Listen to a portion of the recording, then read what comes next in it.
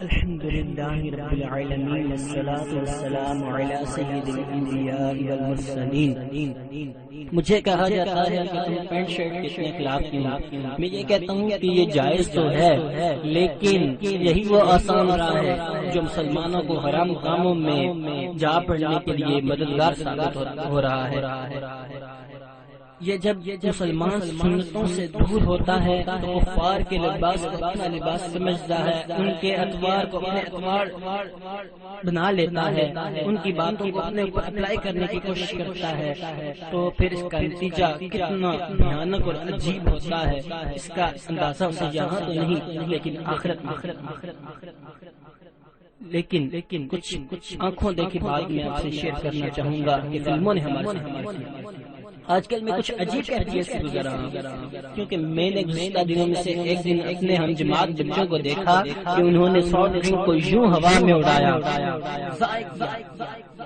لیکن ان کو روکنے والا کوئی نہ کوئی روکتا بھی، لیکن پھر بھی یہ روکنے والے نہ۔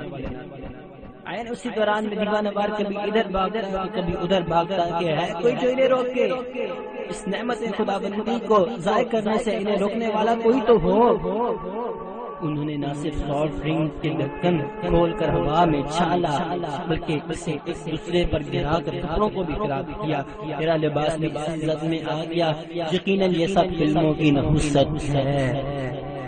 میں مسلسل انہیں روک رہا تھا کہ رک جاؤ، یہ نعمت ہے اللہ کی، اسے یوں ضائع مت کرو، کل بروز محشر پیاس کی شدت ہوگی، اس وقت ہی نعمت قدر آئے گی، یہی نعمت تمہیں یاد آئے گی۔ اس وقت میری آواز شاید تم تک پہنچ نہ پا رہی تھی، کیونکہ وہ اپنے اس مستی میں فنا ہوئی۔ اللہ سبحانہ کی ہر نعمت کے بارے میں سوال ہوگا، حتیٰ کہ ایک بوند پانی کا بھی حساب ہوگا۔ سنا ہے کہ جب دم نزعہ یعنی موت کا وقت آئے گا، موت کے قریب انسان کو کئی تکلیفیں ہوں گی، ان میں سے ایک شدت پیاس بھی ہے۔ ایک بزرگ حضرت سیدنا حاتم اسم رحمۃ اللہ تعالی علیہ کا تجربہ عرض کیے دیتا ہوں کہ ان کو ایک شخص نے دعوت طعام دی، لیکن آپ نے انکار فرما دیا۔ جب وہ شخص بے حد اصرار کرنے لگا، فرمایا کہ اگر تمہیں میری 3 شرطیں قبول ہوں تو آؤں گا۔ پہلی، میں جہاں چاہوں گا بیٹھوں گا، دوسری جو چاہوں گا کھاؤں گا، تیسری جو میں کہوں گا وہ تمہیں کرنا ہوگا۔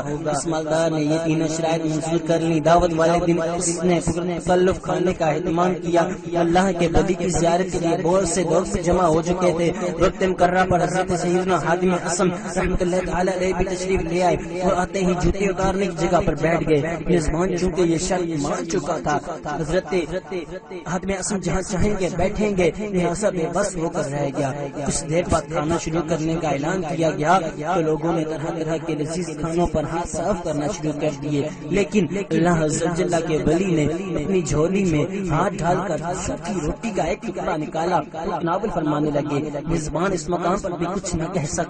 جب کھانے کا اس سلسلہ اختتام کو پہنچا تو آپ نے میزبان سے فرمایا، دہتی ہوئی انگیٹھی یعنی چولہا لاؤ اور اس پر ایک توا رکھو۔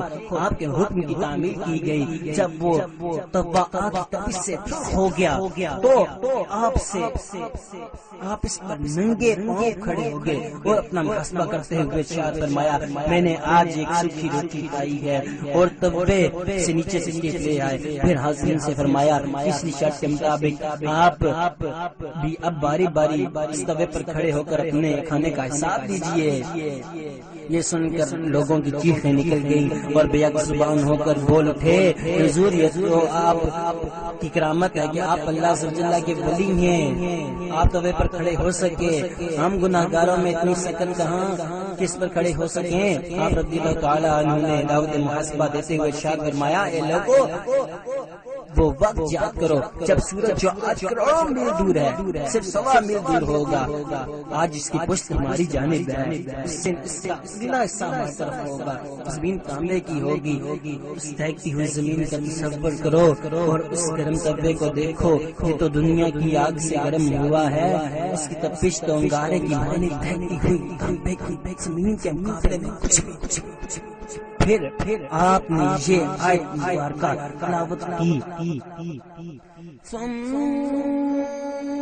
لتسألن يومئذ عن النعيم۔